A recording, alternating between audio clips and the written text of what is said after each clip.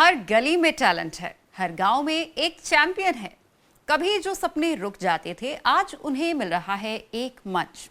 खेलो India ये सिर्फ एक प्रोग्राम नहीं, ये है भारत के युवाओं की नई पहचान। खेलो इंडिया, क्योंकि अब हर खिलाड़ी जरूर जीतेगा।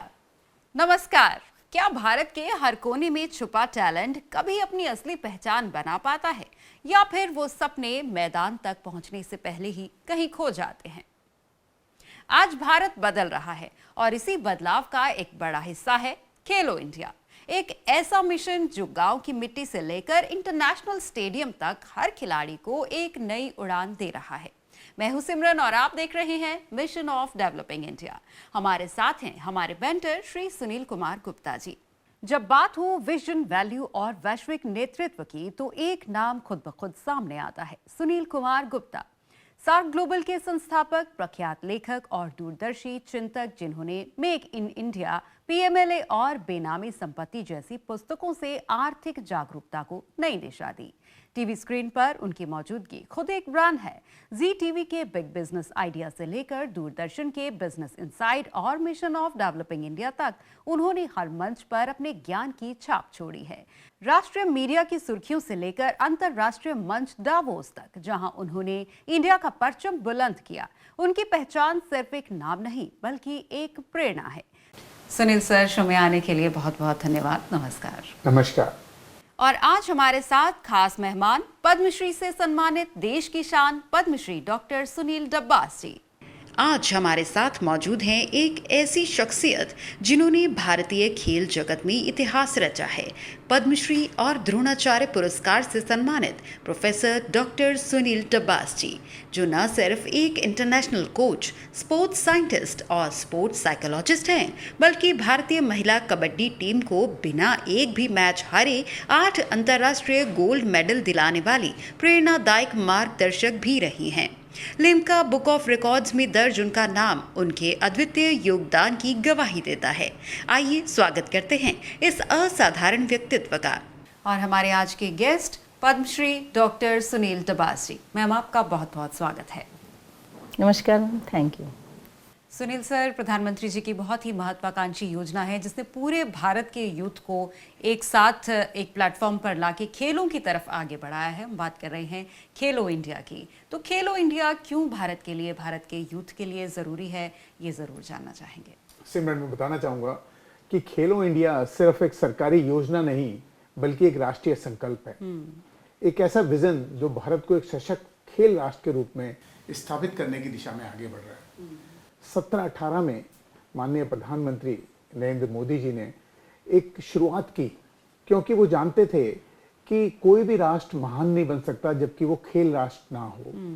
तो उनका उद्देश्य था कि हमारे देश के छोटे गांव, हर जिले, सब जगह प्रतिभाएं भरी हुई हैं, लेकिन उन प्रतिभाओं को एक बड़ा प्लेटफॉर्म ओलंपिक, एशियन गेमों में या राष्ट्रीय खेलों में कैसे उनको मौका मिले खेलने का और आगे बढ़ने का। इसीलिए उन्होंने खेलो इंडिया शुरू किया, जिससे कि भारत केवल क्रिकेट तक सीमित नहीं रहे, बल्कि कुश्ती में, शूटिंग में, बैडमिंटन में, कबड्डी जैसे खेलों में भी आगे बढ़े। और खेलो इंडिया के बाद हमने देखा कि इस मिशन को इतनी खूबसूरती से पूरा किया गया कि आज हमारे गांव से, छोटे जिलों से खिलाड़ी आ रहे हैं और बहुत आगे तक जा रहे हैं, और अपने देश के लिए और पूरे राष्ट्र के लिए, अपने प्रदेश के लिए और अपने गांव जिले के लिए, सभी के लिए गौरव के रूप में मेडल जीत के ला रहे हैं। इस मिशन में अब तक हम देखते हैं 2700 से अधिक खेलो इंडिया के एथलीट को सपोर्ट किया जा सका है। और अगर हम देखें तो 30 से अधिक स्टेट में सेंटर ऑफ एक्सीलेंस स्थापित किए हुए हैं, और 1000 से ज्यादा केंद्र आज भी देश भर में सक्रिय हैं, जो जमीनी स्तर पे, गांव के स्तर पे प्रतिभाओं को निखार रहे हैं। और यदि मैं देखूं कि 2021 से और 2025 के आखिर तक लगभग 3600 करोड़ से ज्यादा का निवेश इस क्षेत्र में हुआ है, जिससे कि पूरे स्पोर्ट्स का एक मजबूत इकोसिस्टम तैयार होना जरूरी है, जो कि तैयार हो रहा है। जब गांव से युवा खिलाड़ी उभर कर सामने आते हैं, तो वे केवल एक पदक ही नहीं जीतते, बल्कि पूरे प्रदेश और देश का गौरव बढ़ाते हैं। माननीय प्रधानमंत्री जी का मानना था, जब 140 करोड़ भारतीय का जुनून मैदान पर उतरता है, तो इतिहास जरूर बनता है। मैम, आपका कई दशकों का स्पोर्ट्स का करियर है और ग्राउंड लेवल पर आपने बहुत काम किया है, और ख़ास तौर पे अगर खेलो इंडिया की बात करें तो मुझे लगता है शुरुआती दिनों से आप इस योजना के साथ हैं। क्या लगता है इस योजना के बाद वाकई में गांव-गांव के जो दूर दूर इलाके में यूथ थे हमारे, जो स्पोर्ट्स में करियर बनाना चाहते थे, आगे बढ़ना चाहते थे, वाकई में इस योजना के तहत उन्हें मौका मिल रहा है? देखो, मैं सबसे पहले तो ये बताना चाहूँगी कि हमारा जो भारत का स्पोर्ट्स इकोसिस्टम है वो अभी एक हमारी नई पॉलिसी आई है NEP 2025। ओके। 5 पिलर्स उससे खड़े हुए हैं, और इकोसिस्टम जब तक हमारा मजबूत दुरुस्त नहीं होगा तो हमारा कोई ना कोई एक कड़ी, जब कहते हैं ना कि किसी भी उसकी इवेंट की एक कड़ी अगर कमजोर है तो हम रिजल्ट में कहीं ना कहीं पिछड़ जाते हैं। तो अब पहली बार ऐसा हुआ है कि हर कड़ी पे काम किया गया है। चाहे पहली बार एक ऐड किया गया कि एजुकेशन और स्पोर्ट्स का कोलैबोरेशन किया गया, क्योंकि हमारे एथलीट जो है वो स्कूलों में हैं, कॉलेजेज में हैं, गांव में हैं, और हमारे जो स्टेडियम्स हैं वो ज़्यादातर हमारे सिटीज में है, मेट्रो सिटीज में है। तो कई बार हमें ऐसा फील होता था, हम भी ग्राउंड्स पे प्रैक्टिस करते थे, तो जहाँ इंफ्रा है वहाँ एथलीट नहीं है, जहाँ एथलीट वहाँ इंफ्रा नहीं है। तो एक उस इकोसिस्टम को खड़ा किया गया कि एथलीट तक हम पहुँचे और एथलीट्स को यहाँ तक लेकर आए। तो वो एक कोलैबोरेशन किया गया, ताकि इसी के वजह से हमारे जो खेलो इंडिया का आप स्वरूप देखिए, उसमें 3 प्रकार हैं। खेलो इंडिया स्कूल यूथ गेम्स, दूसरा खेलो इंडिया यूनिवर्सिटी गेम्स, जहां कॉलेज स्कूल कॉलेजेस के बच्चे हैं उन सबको हमने एक्टिव कर दिया, और तीसरा मोड है विंटर गेम्स। तो ये जो खेलो इंडिया का एक दायरा बनाया गया था वो हर उस बच्चे को टच करना था जो स्पोर्ट्स को जानता ही नहीं था, स्पोर्ट्स के बारे में इंफॉर्मेशन ही नहीं थी। तो ये इकोसिस्टम एक स्कूल कॉलेजेस बच्चों को एक्टिव किया गया। दूसरा मोड दिया गया इंफ्रास्ट्रक्चर जो आज हमारा वैसे कम नहीं है, लेकिन कुछ संस्थानों के साथ कोलैबोरेशन करके, कारपोरेट्स को शामिल करके, ये हमारा एक सोशल रिस्पॉन्सिबिलिटी जो कारपोरेट्स के, उसको भी इसके साथ इंक्लूड करके लिया गया। तो वो इकोसिस्टम हमारा दुरुस्त हुआ। तीसरा लिया गया रिसर्च वर्क पे, जो हमारा, क्योंकि स्पोर्ट्स एक साइंटिफिक विषय है और साइंस जो है हमारा पैरेलल चल रहा था, स्पोर्ट्स और साइंस दोनों अलग अलग फॉर्म में चल रहे थे, तो उन दोनों पटरियों को मिलाने वाला कोई नहीं था। तो पहली बार NEP 2025 में इन दोनों को एक मजबूत रास्ता दिया गया कि हम अपना जहां जहां हमारा रिसर्च वर्क है, वहां एथलीट्स के ऊपर रिसर्च वर्क है वो बढ़े, और वो हमारा रिसर्च डेवलपमेंट है उसको ग्रास रूट से और मेडल तक एक फॉर्म में लेके आया गया। तो वो एक पिलर हमारा स्ट्रॉन्ग हुआ। चौथा है विमेन स्पोर्ट्स पर, क्योंकि विमेन का जो मेडल है वो इक्वल मायने रखता है मेडल टैली में, तो एक ही, दोनों का वेट बराबर है। तो विमेन स्पोर्ट्स पे भी थोड़ा सा मजबूत एक रास्ता जो है दिया गया है। और लड़कियों को जो पहले, क्योंकि गांव-गांव से लड़कियों को निकलने नहीं दिया जाता था, और खेलो इंडिया के माध्यम से, जैसे मैं भी सेलेक्टर और चेयरपर्सन भी रही हूँ, तो खेलो इंडिया के माध्यम से हमने लड़कियों को सेलेक्ट किया है और उनको ग्रूमिंग के लिए प्रॉपर जो हमारे डिफरेंट सेंटर्स हैं उनमें रखा गया है। तो उनकी ग्रूमिंग से आज हम रिजल्ट ओरिएंटेड हुए हैं। और 5वां दिया गया है जो सबसे मेन है, मजबूत है, ओलंपिक पोडियम तक बढ़ने के लिए हमने बेसिक पूल से ओलंपिक पोडियम तक का पूल है, तो खिलाड़ियों को फाइनेंशियल कंडीशंस मजबूत की गई और जॉब ओरिएंटेड किया गया। तो ये खेलो इंडिया जो है स्कीम है हमारी, कहीं ना कहीं पॉलिसी जो है गवर्नमेंट ऑफ इंडिया की, वो इसको सपोर्ट कर रही है। तो दर्शकों, बात हो रही है खेलो इंडिया की और कैसे युवाओं को एक मंच मिल रहा है खेलो इंडिया के जरिए। यहाँ पर रुक रहे हैं एक छोटे से ब्रेक के लिए, आप कहीं जाइएगा नहीं। क्योंकि पहले यही सुनने में आता था कि स्पोर्ट्स में जितने भी हमारे खिलाड़ी खेलते थे उनको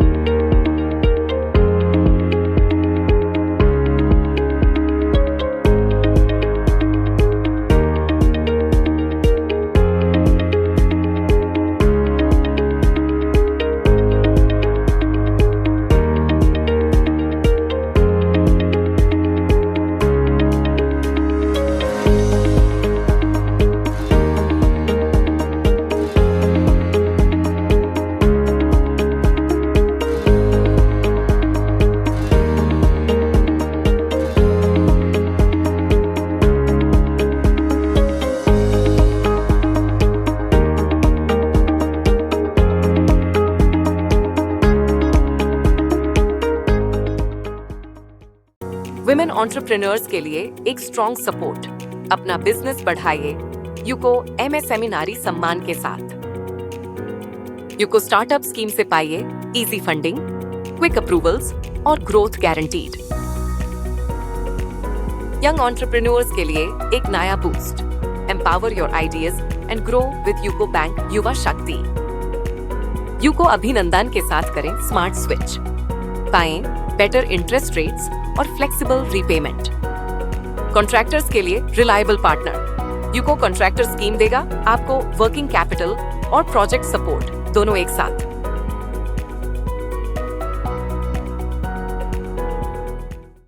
ब्रेक के बाद आपका स्वागत है मिशन ऑफ डेवलपिंग इंडिया में। सुनील सर, जिस तरीके से मैम ने बताया कि खेलो इंडिया को बनाया इस तरीके से गया है कि हर गांव गली का बच्चा जो है वो स्पोर्ट्स से जुड़े, लेकिन बच्चा अपने घर से स्टेडियम तक तो आ गया, प्रैक्टिस भी उसने कर ली, लेकिन वो कंसिस्टेंट क्यों रहेगा? सुविधाएं क्या क्या दी जा रही हैं इस योजना के तहत स्पोर्ट्समैन को या फिर यूथ को कि वो खुद से आगे बढ़े और कंसिस्टेंट रहे स्पोर्ट्स में? देखिए, ये बहुत महत्वपूर्ण प्रश्न है, क्योंकि असली देखो तो यहीं से खेलो इंडिया की ताकत समझ में आती है। क्योंकि पहली बार इस पहल में एक पूर्ण स्पोर्ट इकोसिस्टम तैयार किया गया है, जहां पे प्रतिभा को केवल पहचाना नहीं जाता बल्कि उसे व्यवस्थित रूप से विकसित किया जाता है। जैसे मैं एग्जांपल दूं कि जो भी हमारा खिलाड़ी का सिलेक्शन होता है उसको प्रति वर्ष लगभग 6,28,000 रुपए की सुविधाएं प्रदान की जाती हैं, जिसमें 10,000 रुपए तो उसको कैश दिया जाता है, बाकी उसको जैसे वो उच्च स्तर की कोचिंग ले सके, अपनी साइंटिफिक डाइट ले सके और जो भी हमारे लेटेस्ट इक्विपमेंट हैं वो ले सके, उसको शिक्षा, मेडिकल सपोर्ट सब कुछ उसमें शामिल होता है। क्योंकि पहले यही सुनने में आता था कि स्पोर्ट्स में जितने भी हमारे खिलाड़ी खेलते थे उनको पूरी सुविधाएं नहीं है, उनके पास जूते नहीं है, उनके पास और कुछ है नहीं, जिसके कारण वो पूरी तरीके से स्पोर्ट्स को खेल नहीं पाते थे।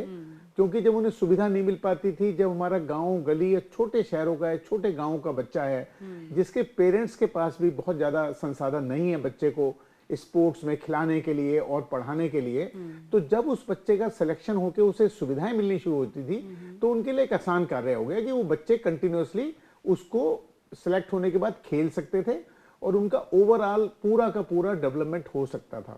इसके अलावा हर खेल में से 2 बच्चे सिलेक्ट किए जाते हैं जिसमें प्रतिभा होती थी। उन बच्चों को 8 साल तक 5 लाख रुपए पर ईयर का टैलेंट स्कॉलरशिप भी देते थे, जिससे कंटिन्यूटी बनी रहे कि लगातार उनको कुछ मिलता रहे, जिससे उनके अंदर जो भी टैलेंट हो वो उसको कंटिन्यू रख सकें, उसमें और विकास कर सकें और उसको इंप्रूव कैसे कर सकें, उसके लिए उनके पास सारे संसाधन मौजूद रहें। और आज अगर हम देखते हैं तो देश भर में 300 से ज्यादा जो हमारी मान्यता प्राप्त अकादमियां चल रही हैं और हमारे करीब करीब 300 से ज्यादा खेल इंफ्रास्ट्रक्चर के प्रोजेक्ट हैं। इसी को हम बोलते हैं कि ये सब मिलके पूरे इकोसिस्टम को मजबूत बना रहे हैं। और यहाँ पे एक और भी महत्वपूर्ण बात है कि पहले जो खिलाड़ी को हमने खेलने के लिए कंप्लीट इकोसिस्टम किसे बोलते हैं कि आपने खिलाड़ी को चुना, जैसे कि आपने उसे स्कूल के स्तर से, कॉलेज के स्तर से, गांव में जहां भी वो खेलता था उस स्तर से चुना, उसको पूरी सुविधाएं दी जिससे कि वो अपने टैलेंट को इंप्रूव कर सकें, उसे कंटिन्यूटी दी। लेकिन एक और भी एडवांटेज है कि जो भी पदक जीतेगा उसके लिए एक बहुत बड़ा एडवांटेज था कि उसको एक सुरक्षित और सम्मानजनक स्थायी तौर पे एक नौकरी भी दी जाती है, सरकारी नौकरी, जिससे कि ये जो खेल है आज केवल जुनून और शौक नहीं रहा बल्कि एक स्थायी करियर का विकल्प भी बन चुका है।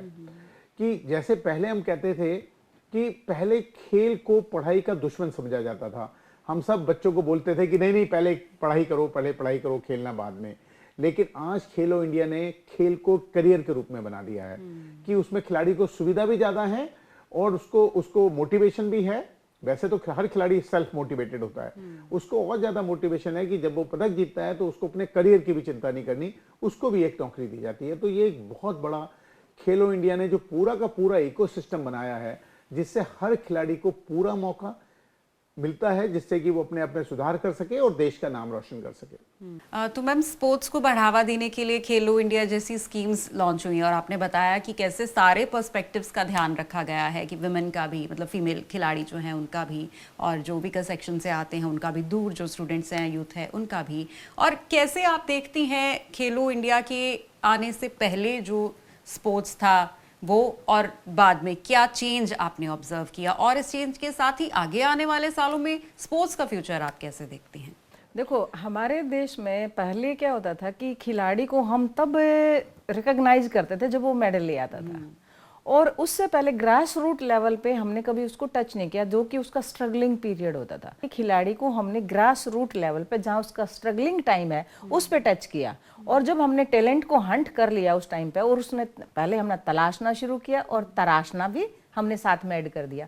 तो जब खिलाड़ी का स्ट्रगलिंग टाइम था, हमने उसको टच कर लिया और उसको हमने हायर कर लिया, और उसके बाद हम उसके मेडल के लिए हमने उसको तैयारी उसकी शुरू कर दी। तो वो सारा काम के एक टाइप से कहिए कि सरकार की मुट्ठी में आ गया कि अब इसको हम नहीं छोड़ेंगे, हमने मेडल लाके ही देना है।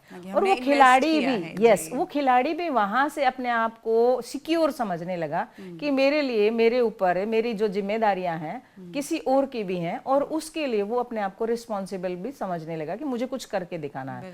एक पहली बार एक ऐसा खेलो इंडिया प्लेटफॉर्म आया। पहले हम जब मैं बताती हूँ कि हम जब खेलों में जाते थे तो ट्रेन्स में जाते थे, अपना बैग, बोरिया, बिस्तर सब साथ लेके जाते थे, अब इवन हम अपने कंबल, रिजाई वगैरह भी साथ लेके जाते थे। अभी पहली बार एक खिलाड़ी को इंटरनेशनल स्टैंडर्ड का जो ड्रीम दिया गया है एक नेशनल टूर्नामेंट में। खेलो इंडिया जब भी टूर्नामेंट होता है तो उसको वो सारी फैसिलिटीज दी गई हैं, जब वो खिलाड़ी इंटरनेशनल ओलंपिक में या एशियन खेलों में या कॉमनवेल्थ में जब हम पार्टिसिपेट करने जाते हैं, वहां हमें जिस तरीके से फेलिसिटेट किया जाता है, वो लेवल हमने खिलाड़ी को नेशनल लेवल पे ही दिखा दिया, छोटे बच्चे को ही दिखा दिया। स्कूलिंग का जो बच्चा है उसको भी ड्रीम दे दिया। जब तक हम ड्रीम नहीं देंगे तो रिजल्ट कहाँ से आएगा? तो सबसे पहला तो हमने उनको ड्रीम दिया, और दूसरा उसकी ग्रूमिंग का और उसके सारी कोचिंग का सारा खर्चा उठाया। तीसरा जो सबसे इंपॉर्टेंट काम है कि हमने जहां टैलेंट था उसको वहां से पिक किया और ऊपर लेके गई।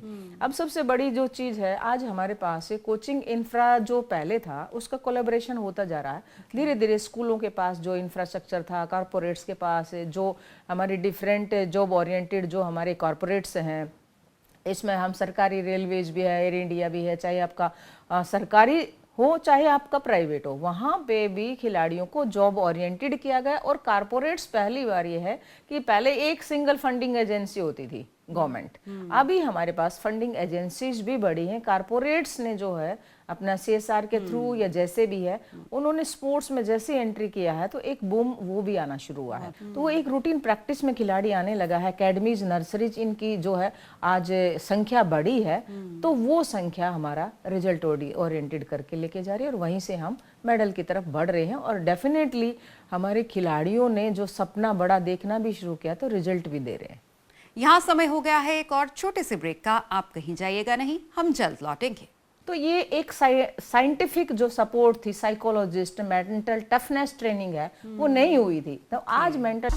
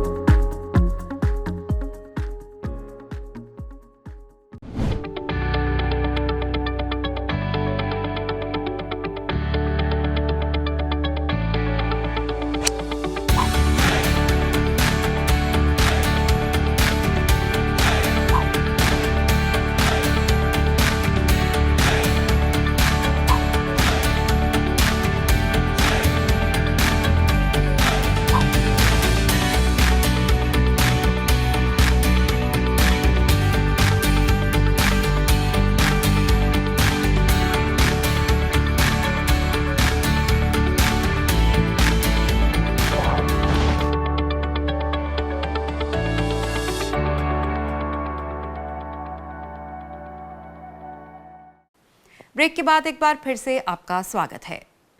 सर, कुछ साल पहले तक गेम्स में मेडल लाना इसी परिवेश में देखा जाता था कि या तो ओलंपिक या फिर एशियन गेम्स, और अब जिस तरीके से मैम ने भी बताया कि जो खेलो इंडिया हमारा प्रोग्राम है वो कैसे बहुत सारे बच्चों को एक तो एक प्लेटफॉर्म देता है आगे बढ़ने का, और उसी प्लेटफॉर्म के जरिए वो एशियन गेम्स और ओलंपिक्स तक पहुंच रहे हैं। आप किस तरीके से देखते हैं कि ये चैनल थोड़ा इजी बन गया है हमारे यूथ के लिए जो स्पोर्ट्स की तरफ इंक्लाइंड है, उनका इंटरेस्ट भी डेवलप हो रहा है, और कैसे खेलो इंडिया ओलंपिक और एशियन गेम्स को जोड़ता है? माननीय प्रधानमंत्री जी ने बड़ा अच्छा एक सपना देखा। उन्होंने कहा कि आप तब पकड़ो जब वो बिल्कुल बच्चे हों, तब उन्हें, जब उनके पास कोई सुविधा ना हो। तो खेलो इंडिया ने उनको सुविधा देनी शुरू करी स्कूल लेवल से। खेलो इंडिया की यही सबसे बड़ी सफलता है कि यह केवल प्रतिभा का मंच नहीं, बल्कि उसे विश्व स्तरीय सुविधाओं तक पहुंचाने का, उपलब्धि तक पहुंचाने का एक मार्ग है। और इसका मैं सबसे अच्छा उदाहरण कहता हूं, मनु भाकर जी का हम ले सकते हैं, जिन्होंने खेलो इंडिया स्कूल गेम्स 2018 से अपनी यात्रा शुरू की और पेरिस ओलंपिक 2024 में 2 ब्रॉन्ज मेडल जीत के इतिहास रचा। और मेरे को लगता है इंडिपेंडेंट इंडिया में पहली बार एक एथलीट ऐसा हुआ जिसने एक ओलंपिक में 2 पदक जीते। तो ये बहुत बड़ी उपलब्धि है। तो ये खेलो इंडिया की उपलब्धि है कि उन्होंने गेम से शुरू किया 2018 में और 2024 में उन्होंने मेडल ली, ओलंपिक में मेडल लिए, जो बहुत बड़ी बात है। और अगर मैं इससे भी बड़ी आपको बात बताना चाहूं कि पेरिस ओलंपिक 2024 में से 117 मेंबर थे हमारे उस भारतीय दल में, उसमें से 28 खेलो इंडिया के एथलीट थे, जो बहुत बड़ी बात है। इससे पता लगता है कि खेलो इंडिया ने जो ब्रिज किया, जो हमारे गांव और कस्बों के बच्चे थे उनको कैसे ओलंपिक तक पहुंचाया, ये बहुत बड़ी बात है। यदि मैं पेरिस पैरा ओलंपिक की बात करूं तो 25 खेलो इंडिया पैरा एथलीट ने भाग लिया और भारत ने रिकॉर्ड 29 पदक हासिल किए उसमें। अगर मैं एशियन गेम 2022 की बात करूं तो 124 खेलो इंडिया एथलीट ने कुल 42 पदक जीते, जिसमें से 9 गोल्ड भी थे। इतना ही नहीं, पेरिस में 15 भारतीय एथलीट का क्वार्टर फाइनल तक पहुंचना भी एक नया रिकॉर्ड है, जो इस इकोसिस्टम की निरंतर प्रगति को दर्शाता है, जो ये बताता है कि खेलो इंडिया सचमुच बहुत अच्छा रोल अदा कर रहा है। इसीलिए हम बोलते हैं कि खेलो इंडिया के असली प्रभाव गांव की गलियों से निकलकर खिलाड़ियों को ओलंपिक के मंच तक पहुंचा रहे हैं और भारत का परचम विश्व स्तर पर लहरा रहे हैं। मनु भाकर ने स्कूल गेम से ओलंपिक तक का सफर तय किया।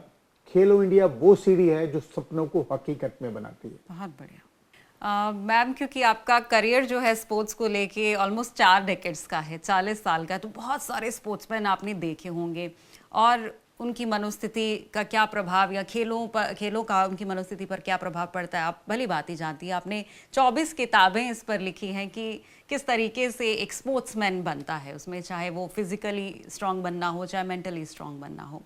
क्या आपको लगता है जब इंटरनेशनल लेवल पे देखते हैं आप, दूसरे कंट्री के प्लेयर्स को हम लोग देखते हैं और हमारे प्लेयर्स को हम देखते हैं, आपको लगता है कि हमारे प्लेयर्स मेंटली और फिजिकली उस तौर पर तैयार हैं या तैयार हो रही हैं कि वो इंटरनेशनल लेवल पर compete कर सकें?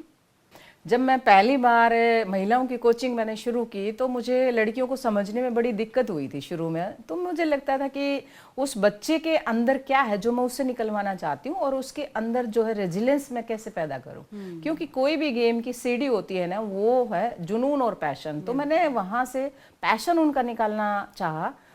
तो मेरे को ही फील हुआ कि मुझे कुछ साइंटिफिक सपोर्ट की ज़रूरत है, कोई साइकोलॉजिस्ट हो जिससे पैप टॉक करके इसको मोटिवेट कर सके या कुछ उनके साइंटिफिक डाटा मैं तैयार करूं। तो ये कहीं ना कहीं मेरे सामने ये आया कि हमारे यहाँ कंट्री में साइंटिफिक सपोर्ट कहीं ना कहीं लैकिंग था।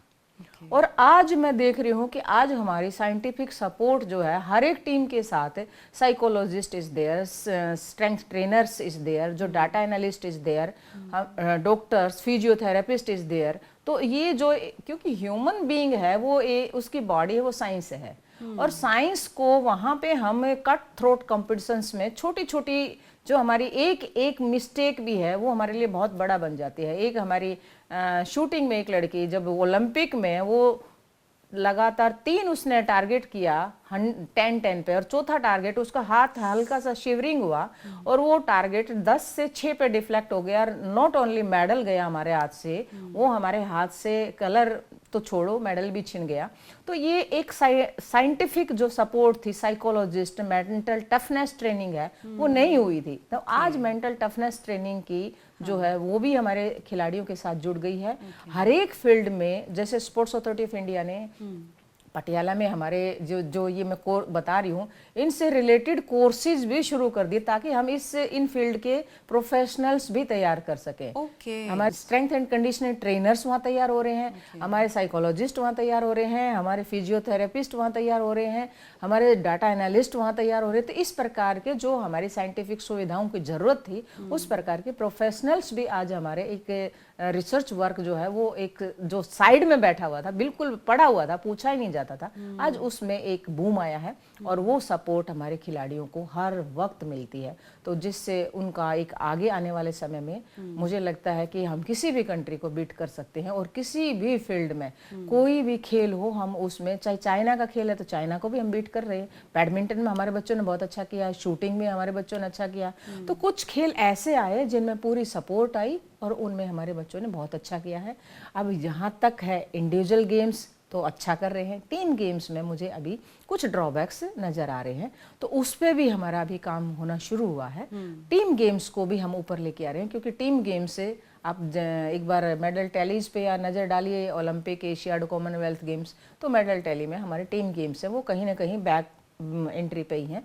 तो उनको भी अभी जो टीम्स गेम्स में है उनमें कुछ सिलेक्शन प्रोसेस, कुछ फेडरेशंस की जो नेपोटिज्म वगैरह थी उसके ऊपर भी काबू करने की कोशिश की जा रही है। और जहाँ तक मुझे लगता है कि ग्रास रूट से जो बच्चे यहाँ खेलो इंडिया में आए हैं, उन्होंने भी जितनी अपनी समस्याएं बताई हैं, तो उनका रिजल्ट ओरिएंटेड है, वो डाटा एनालिस्ट करके, क्यों हमारे IAS अधिकारी हैं उनका मेरिट बेस पे सिलेक्शन हो जाता है, तो यहाँ मेरिट क्यों पीछे छूट रही है। तो ये जो डाटा बेस बनने शुरू हुआ है, ये डाटा बेस रिजल्ट ओरिएंटेड हुआ है और इससे आने वाले समय में मेरिटोरियस प्लेयर्स हैं, वो not only in individual events, team games में भी वो आने वाले समय में मुझे लगता है कि हम ओलंपिक तक अच्छे से बीट कर पाएंगे। तो आज खेलो इंडिया जैसे टॉपिक पर हमने डिस्कशन किया और जाना कि किस तरीके से बच्चों को स्पोर्ट्स से जोड़ना ज़रूरी भी है और खेलो इंडिया प्रोग्राम कैसे ये काम बेहतरीन तरीके से कर रहा है, स्ट्रक्चर्ड तरीके से किया जा रहा है। और इस डिस्कशन को हम अगले एपिसोड तक भी लेकर जाएंगे। और आज के एपिसोड में हमारे साथ जुड़ने के लिए सुनील जी, डॉक्टर अब्बास, आपका बहुत बहुत धन्यवाद। धन्यवाद। दर्शकों, आज हमने जाना कि कैसे खेलो इंडिया जैसे प्रयासों ने देश के कोने कोने में छुपे टैलेंट को एक नई पहचान दी है। लेकिन सवाल अब भी बाकी है, क्या ये टैलेंट भारत को एक ग्लोबल स्पोर्टिंग सुपर पावर बना पाएगा? इसी सवाल का जवाब हम ढूंढेंगे अपने अगले एपिसोड में, जहां हम बात करेंगे भारत के स्पोर्ट्स फ्यूचर और ग्लोबल स्टेज पर उसकी स्थिति की। मैं सुनील जी और डबास जी से निवेदन करूंगी कि वो अगले एपिसोड में फिर से हमारे साथ जुड़ें और इस महत्वपूर्ण चर्चा को आगे बढ़ाएं। मैं हूं सिमरन और आप देख रहे थे मिशन ऑफ डेवलपिंग इंडिया। मिलते हैं अगले शुक्रवार दोपहर 12 बजे सिर्फ DD नेशनल पर। नमस्कार। आपको हमारा ये कार्यक्रम कैसा लगा? आप हमें सोशल मीडिया के जरिए अपने सवाल या सुझाव भेज सकते हैं।